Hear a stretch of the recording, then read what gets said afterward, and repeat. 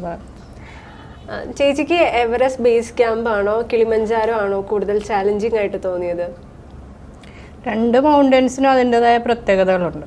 അപ്പോൾ കിളിമഞ്ചാരോയിൽ പെട്ടെന്ന് എനിക്ക് തോന്നിയെന്ന് പറഞ്ഞാൽ, ഇപ്പോൾ എവറസ്റ്റ് ബേസ് ക്യാമ്പ് ഈസി ഒന്നല്ല. എവറസ്റ്റ് ബേസ് ക്യാമ്പ് നല്ല ടഫാണ്, കിളിമഞ്ചാരോയും ടഫാണ്.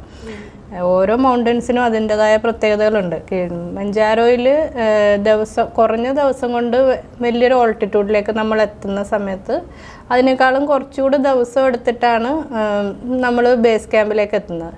പക്ഷേ ബേസ് ക്യാമ്പിൽ ലെങ്തി ആയിട്ടുള്ള ഒരു ദൂരമാണ് നമുക്ക് കവർ ചെയ്യേണ്ടത്. അപ്പോൾ അത് രണ്ടും വെച്ച് നോക്കുകയാണെങ്കിൽ രണ്ടും ടഫാണ്. പക്ഷേ എനിക്ക് ടെക്നിക്കൽ ക്ലൈംബും കൂടിയൊക്കെ ഉണ്ടായിരുന്നത് കാരണം എനിക്ക് ഈ ഒരു യാത്ര കുറച്ചുകൂടി ടഫായിരുന്നു. എന്ന് വെച്ചാൽ ബേസ് ക്യാമ്പ് കാലാപ്പത്ര ഐലൻഡ് പീക്ക് എന്നുള്ളത് ഈ ഒരു 19 days ഉള്ള യാത്രയാണ് എനിക്ക് കുറേയും കൂടി ചാലഞ്ചിങ് ആയിട്ട് തോന്നുന്നത്. കാര്യം മീൻസ് ടെക്നിക്കൽ